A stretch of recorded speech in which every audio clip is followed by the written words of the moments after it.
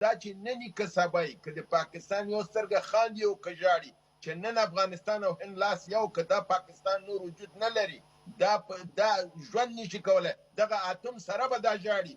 موږ د اتم باوجود روس ونه وهه، موږ د اتم باوجود امریکا ونه وهله، همدغه امریکا ته پاکستانیانو ګونډې ونه وهلې. د مشرف په کتاب کې دا نه دي راغلي چې د خپل لورې ښځې خرڅې کړي. زما څنګه داسې یو بې غیرته افغان دلته ما سره کینی وایي چې زه په قوم افغان یم، خو اوس افغان نه یم. ته څنګه د خپل افغانیت نه تېرېږي، خپل د غیرت نه تېرېږي؟ هغه یو بې غیرته سره ودرېږي چې هغه خپل خور و مور نه پېژني. عافیه صدیقي ورکړله، بیچاره تباه او برباد شو. نن طالب بې غیرت کوي، خو دغه بې غیرته پنجابی بې غیرت نه کوي.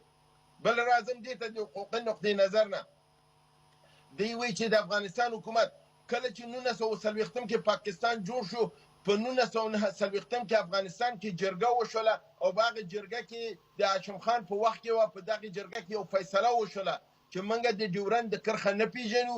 پاکستان حکومت چې دی دا موږ په رسمیت نه پیژنو، او ملګرو ملتونو کې د افغانستان استازي د سردار عزیز خان زوی سردار حسین خان دا خبره هلته نماینده و، هغه وکړله چې موږ دا موضوع لا حل نه ده، دا موضوع زموږ د انګلیسانو سره ده. تاسو څنګه زموږ خاوره پاکستان په نامه باندې کړله؟ موږ پاکستان په رسمیت نه پیژنو. نن پاکستانیان موږ ته وایي چې تاسو ولې موږ په رسمیت نه پیژندلو؟ موږ خو تاسو ځکه په رسمیت نه پیژندلی چې دا خاوره زموږ وه، دا خاوره زموږ ده او دا خاوره به موږ اخلو، که نن یې که سبا یې اخلو. او د ټول د دې غاړې او د هغې غاړې ملت موږ سره ولاړ دی. دا زه درته په یقین سره وایم د پاکستان حالت خراب دی.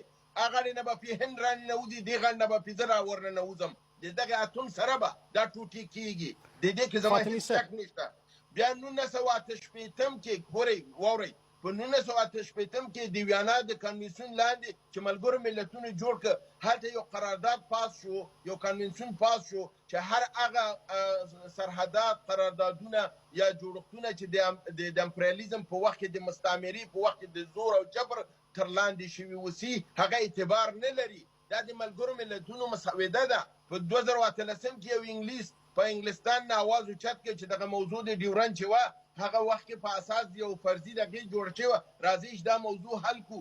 3 میاشتې مخکې د اروپا په ټولنه کې دلته په یورپین پارلمنت کې د اواز اوچت شو چې د افغانستان ته پاکستان ترمنځ د ډیورند کرښه فرضي ده، دا د افغانستان خاوره ده، دا موضوع باید موږ حل کړو.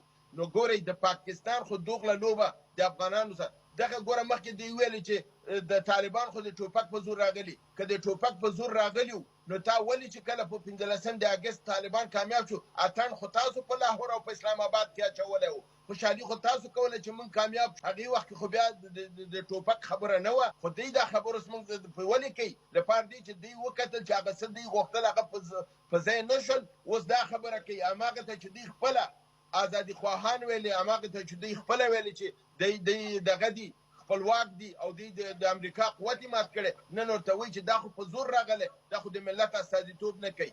ګورئ موږ که د روس مقابل کې جنګېدلې موږ قرباني ورکړې ده، هغه لوی قدرت و مات شوی دی، امریکا مات شوی. بل انتقاد دا و که عاصم منیر وکړه دا انتقاد چې چینایانو موږ سره مشوره ونه کړه، ولې طالبان یې په رسمیت وپېژندل؟ ولې زه ستا د پلار زوی یم چې ته زما تصمیم نیسې او چینایانو ته وایې چې ولې تا په رسمیت وپېژندل؟ دنیا به ټول راځي ما به په رسمیت پېژني، زما حکومت به په رسمیت پېژني. زه به دا موضوع ملګرو ملتونو ته وړم، دا به په ملګرو ملتونو کې اوچتوم.